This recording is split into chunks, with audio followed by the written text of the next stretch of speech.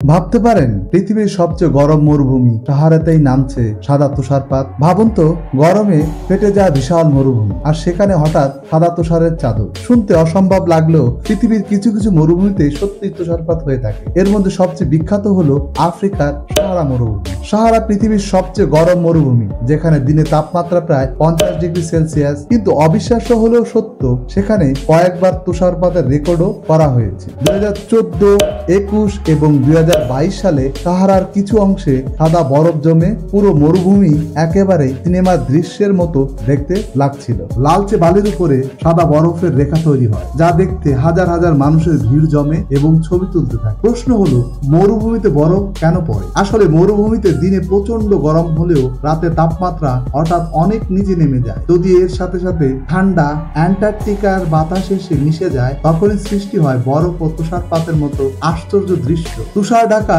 সাহারা মরুভূমি একদিকে যেমন বিরল সৌন্দর্য, অন্যদিকে জলবায়ু পরিবর্তনের ভয়াবহ সতর্কতাও বটে।